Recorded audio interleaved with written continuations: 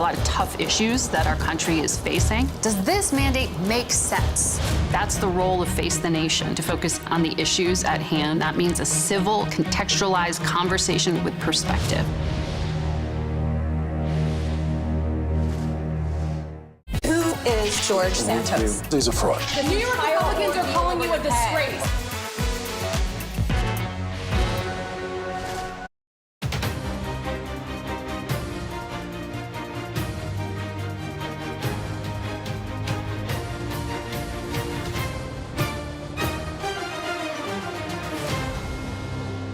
It's a witch hunt. It's just a continuation of a witch hunt. They want to silence you. They want to silence you, and they mean silence. Despite what the former president and his allies have said for now more than 2.5 years, and continue to insist to this very hour, the Georgia election was not stolen.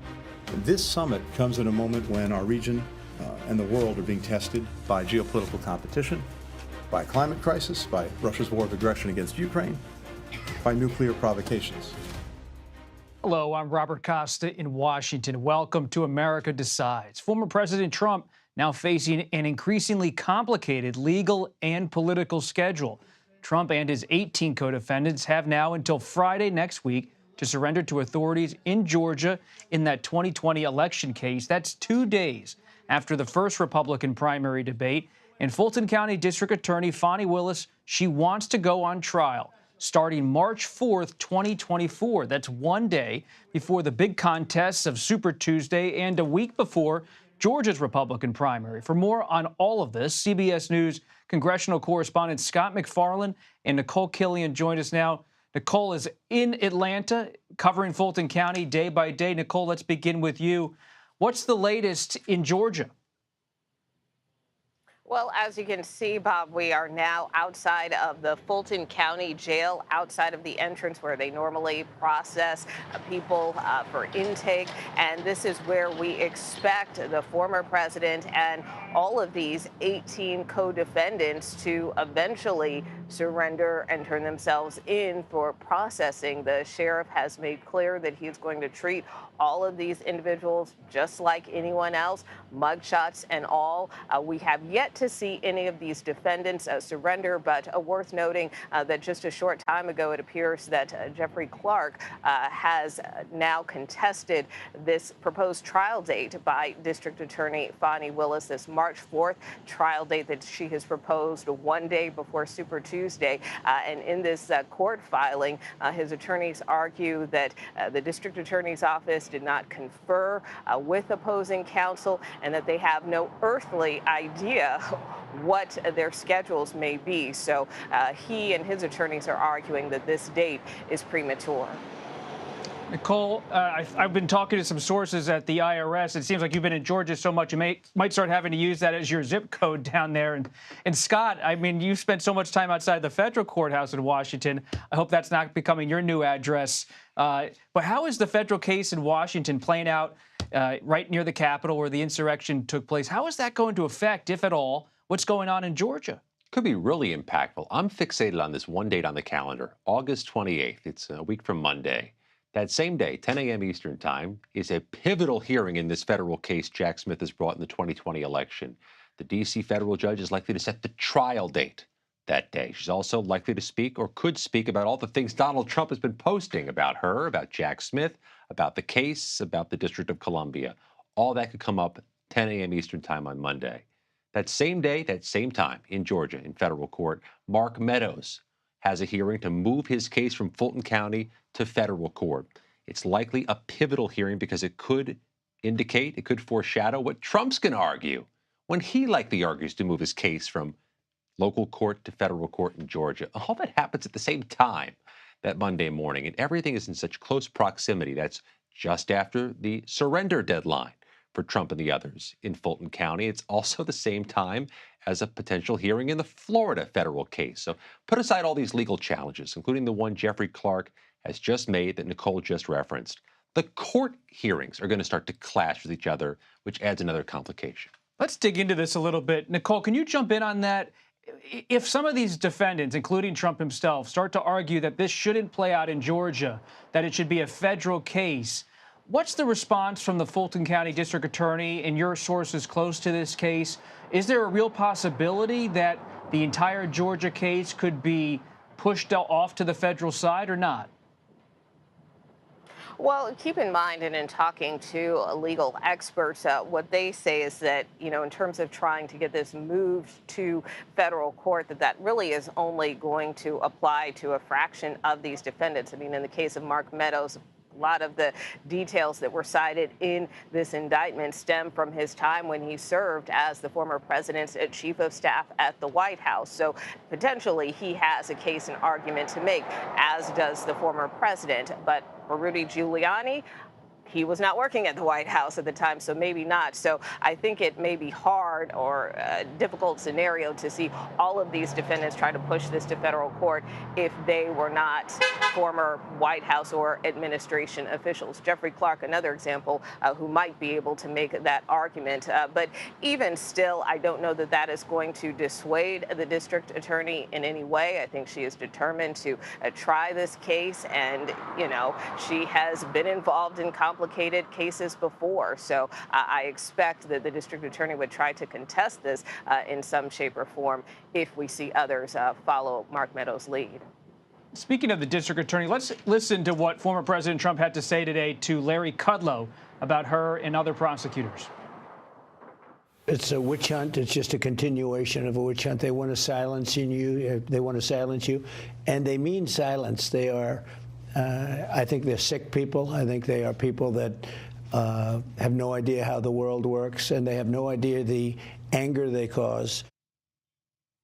So that's what the former president said, Scott, but you have new reporting about what the former president's allies want to do to counter these prosecutions. Even at this early stage, there are political points to be won and lost, and CBS News has reviewed all the recently posted legislation during this August recess.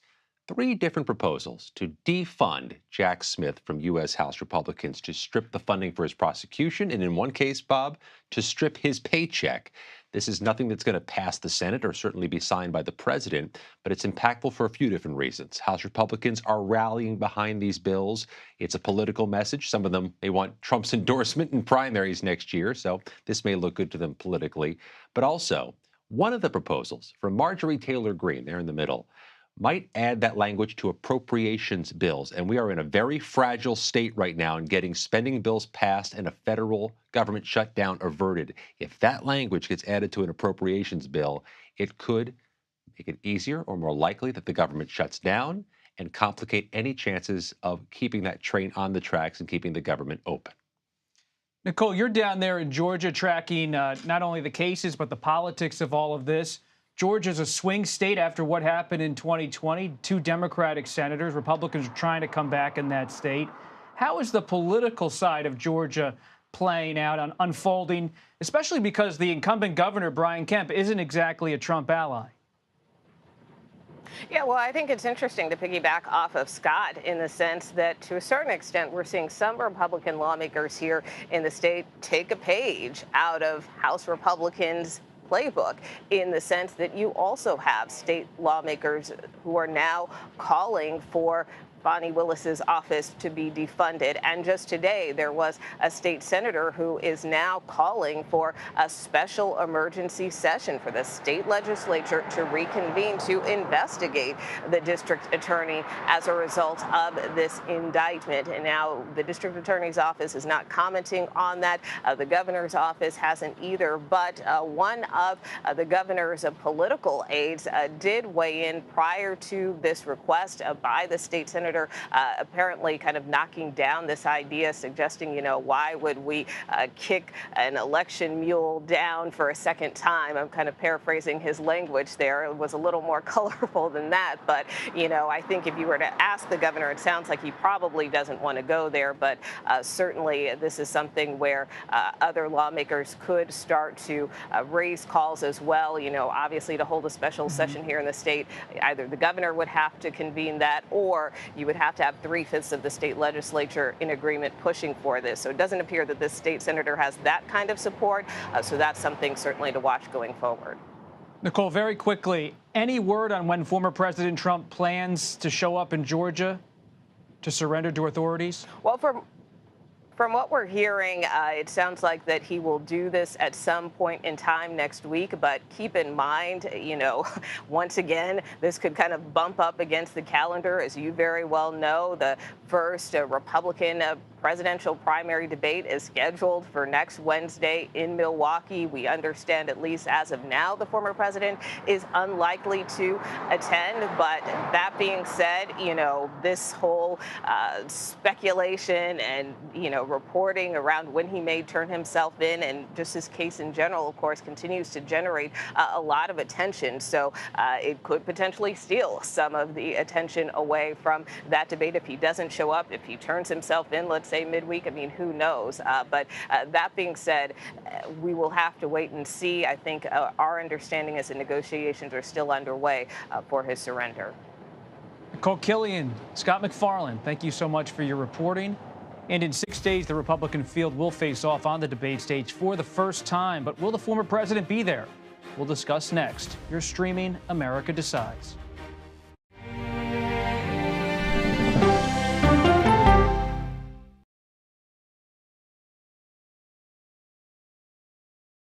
If it's important to our nation, I wonder how you think about where America is at this moment. it's on Face the Nation. Can there be stability if Vladimir Putin remains in power? Face the Nation with Margaret Brennan on CBS. America Decides, taking you inside American democracy. The most important stories on a day-to-day, hour-to-hour basis. You're going to hear a lot of reporting. It is clearly a pivotal moment. Gun control, the economy, education. Both sides of the political aisle fight it out for power. Bringing you the analysis that you need. Thoughtfully, with context. Be part of the conversation. On CBS News Streaming. Welcome to America Decides.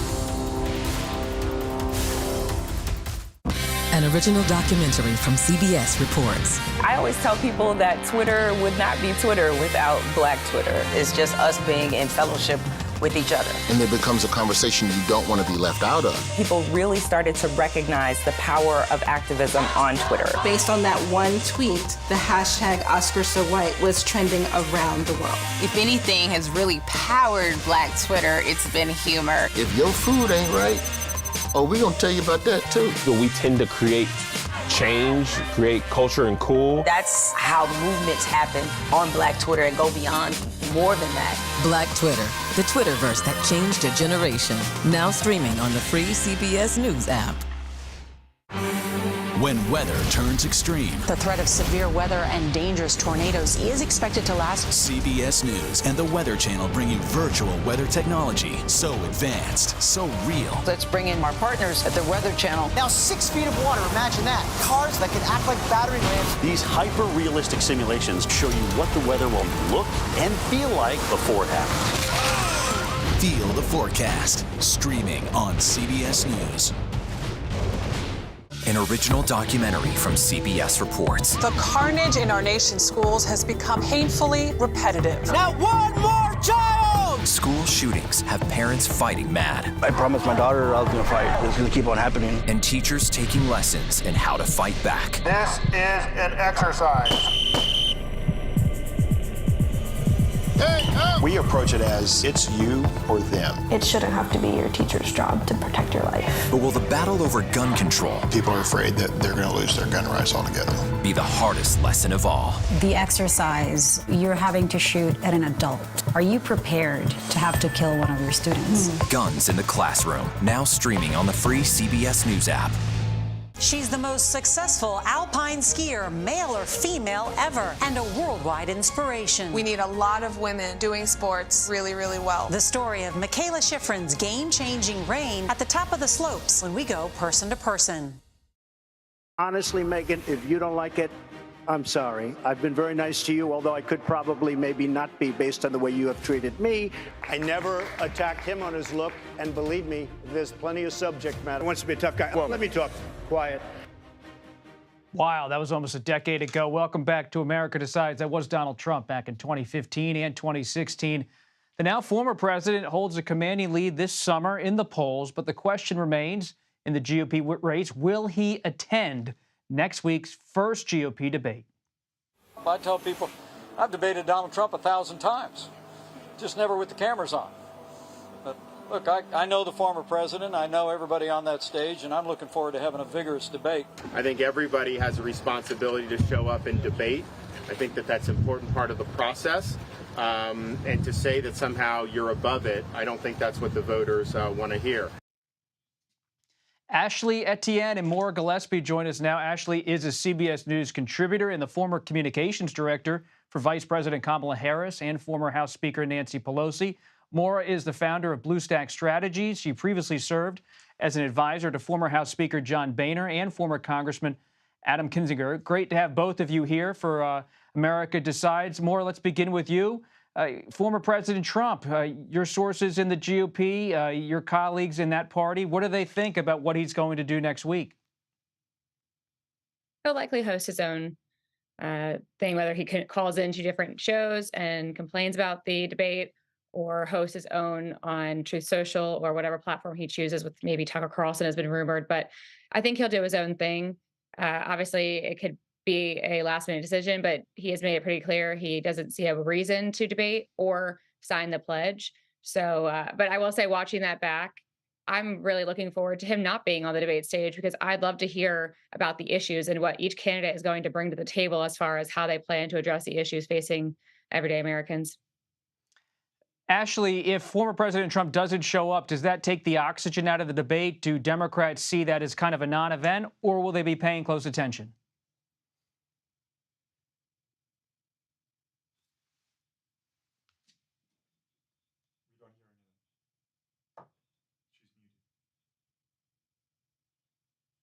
Well, it looks like Ashley's mic's muted. Just give us a moment. Ashley, can you join us? Listen. Oh, now I hear. Start again, Ashley. We missed your expert analysis, so if you don't mind, start in again. A little rookie move there, Robert. You know what I mean? But I'm back. So, nevertheless, there are a couple of things that I'm actually looking for in this debate, and I think Democrats are looking for as well. One, which is, who's going to be the pace setter? Who's going to go out fast and hard to attack Donald Trump, especially if he's not on the stage? And how is that going to set an environment that will enable the other candidates to lean in on him? We know from polling, including CBS's polling, as Mara pointed out as well, that the large majority of Republican primary voters, more than 50%, are persuadable. So Donald Trump can actually lose. You know, so that's what I'm going to be watching. Who's going to go out fast and hard? Here's the other thing I'm going to be watching: whether or not the rest of the candidates attack attack DeSantis, whether or not they pile on to DeSantis, being he's the strongest number two. And then the third is the person who I'm calling the sleeper, and that's Tim Scott. I think Tim Scott is really surging in a way that people aren't paying much attention to. I think Iowa is a perfect environment for him. He's leaning on his faith. He's got this optimistic vision and message that's resonating with people. So I think it's going to be quite interesting, and I think it's going to be interesting to see how he handles Scott handles Trump and handles DeSantis, especially in Trump's absence. So that's what I'm watching. I don't think oxygen will be out of the room. Really, it's going to position these Republicans to really show the American people how they're going to take on Donald Trump in the next couple races. Maura, what do you think of Senator Scott? Does he have a real shot in Iowa or not? I think he does. He is personable. People really enjoy him. People who have worked with him on Capitol Hill, but also you're seeing it in Iowa as he engages with people who are there at the state fair with children. I mean, he is just a likable guy, and he really does bring a lot to the table, not only his legislative acumen, but again, personality-wise, and a personable, relatable story, a really interesting story. And he's just somebody who I think really could make a lot of headway, as Ashley mentioned too, here in this debate. So yes, I think he could really surge, continue the surge. What about former New Jersey Governor Chris Christie? Maura, you are in New Jersey right now. You know the state well. Is this someone who could really have a moment on the debate stage? He's raising the stakes for himself. Absolutely. He's been calling out the fact that there aren't more people going directly after Donald Trump and the need to do so. As a party, if we want to win, we have to move beyond Donald Trump. And you're seeing that with polling that's come out. He cannot win in a general election. And this primary, this debate coming up, Christie's going to hone on that. I think he'll really, hit Donald Trump hard, and then also call out the other candidates on the stage who haven't done so. And so, yes, I'm looking forward to seeing how Christie performs next week. Again, as a fellow New Jerseyan, he will not be shy about how he feels, and I appreciate that. Ashley, what do you make of Vice President Harris being a target in so much of the rhetoric from some of these candidates? They're not going after President Biden, but former Ambassador Nikki Haley keeps bringing up Vice President Harris. Governor DeSantis has done the same. You know her world well. What do you make of that kind of talk from Republicans trying to bring her into the spotlight at this moment? Yeah, I mean, I will quote one of my former bosses, Nancy Pelosi. She used to always say, the reason why they're coming after me is because I'm effective. And I think that's also what you're seeing with Vice President. Here's a couple of things I don't think she's been getting credit for. One is she's taken some really big risk.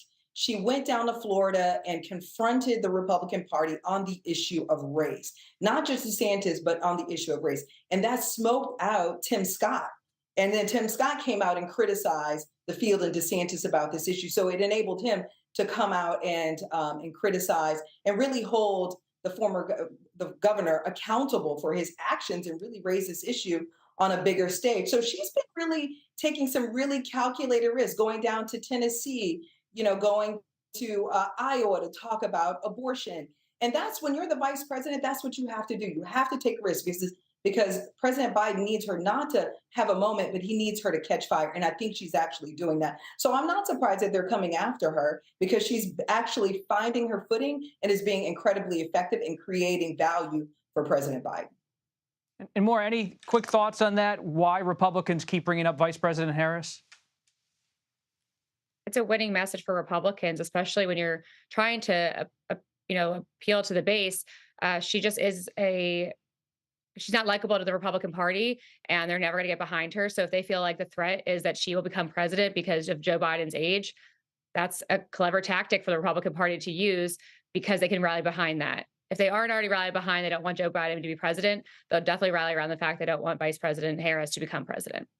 And real quick from both of you, Ashley first, then Maura.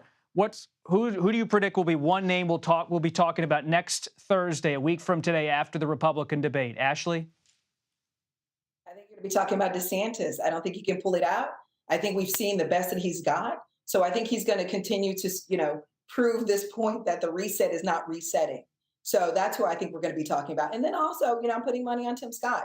I think he's going to surprise us. The advantage that Tim Scott has is he's running from behind. And when you're a candidate at this position, who can attest to that? George W. Bush, Barack Obama, Donald Trump, they were all running behind at this point. So I think he's got the advantage. So those are the two people who I think we'll be talking about.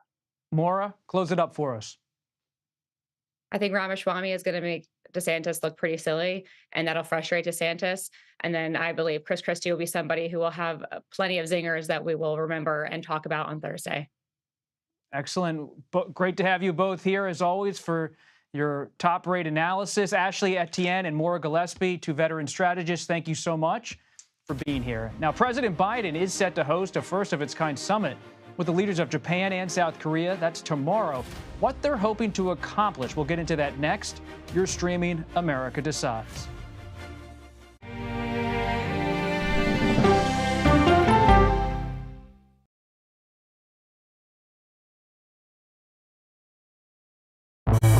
An original documentary from CBS reports. Controversial Congressman George Santos. Why won't you answer our questions? How did he manage to get elected? Thank you very much, and God bless you, and God bless the USA. George Santos' campaign was a campaign of deceit, lies, fabrication. And who is he, really?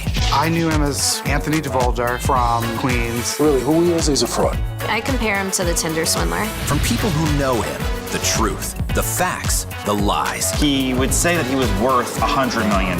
It's an incredibly cynical episode in American politics, beyond satire. Had you ever seen anything like this? No, and I hope I never see it again. Campaign of Deceit, now streaming on the free CBS News app. She dazzled on the court and off the court as a businesswoman. Thank you for joining us on Person to Person. Tennis superstar and entrepreneur Serena Williams.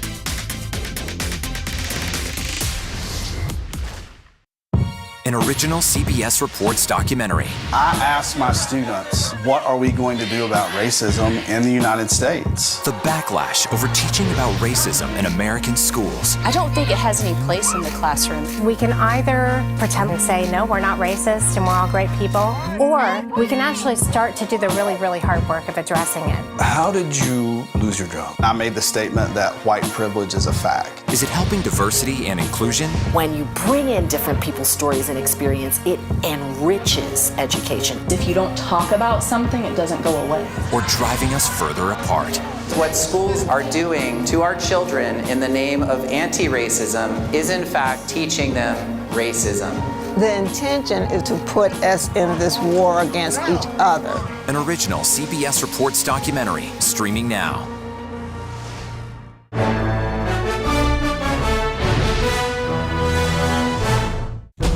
An original CBS Reports documentary. I was entitled to equal pay for equal work under the law. Does the Supreme Court's power need to be checked? 9 Supreme Court justices, 5 of them said no, she's not entitled. That's not right. Calls to fix the court tend to go along with the politics of the moment. Republican-appointed justices have all tended to go in one direction, with the Democratic-appointed justices tending to go in another. Even though it's only 9 justices, it takes 5 of them to make the law of the land. Does it have political impact? True. Political intent? Probably not true. If the American people don't trust the judgment of their court, that's a real problem for our democracy. An original CBS Reports documentary, streaming now. On our places, bright shiny faces. When you wake up in the morning, we want to be your go-to team. I don't go to work in the morning. I go for coffee with my 2 good friends, and we talk about the world. Welcome back to America Decides. President Biden is at Camp David, that famous spot, tonight ahead of a high-profile meeting. He is hosting Japanese Prime Minister Kishida and South Korean President Yoon. Administration officials say they're set to discuss closer military cooperation, the mutual threats all 3 nations face, and future opportunities to coordinate more closely across many fronts. And this will be the first time the president has hosted foreign leaders at Camp David.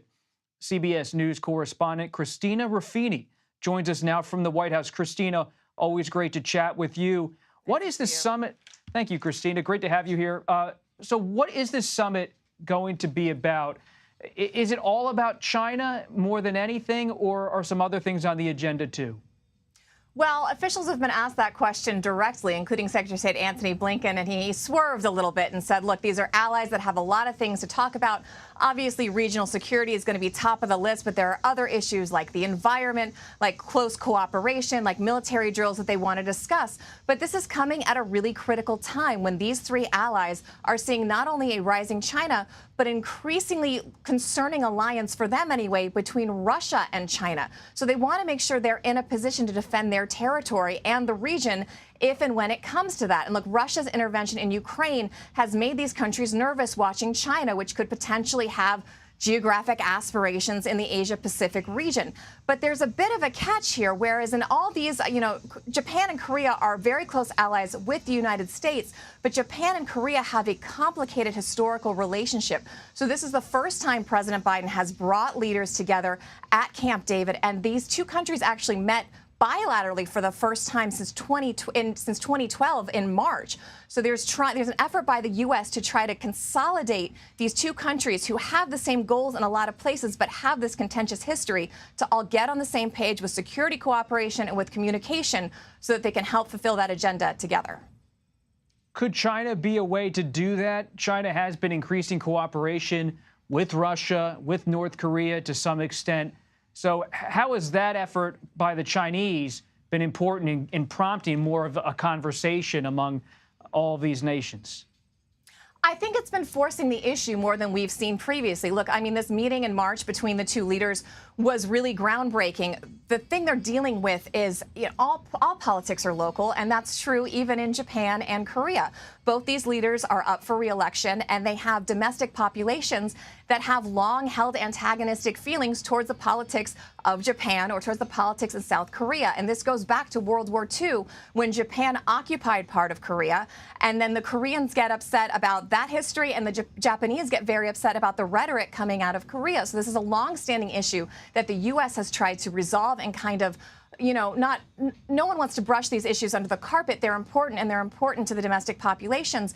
But the effort here and watching the geopolitical landscape, the hope is that these politicians are able to see the larger objective and the larger commonalities they have in common, more than just the enemy of my enemy is my friend.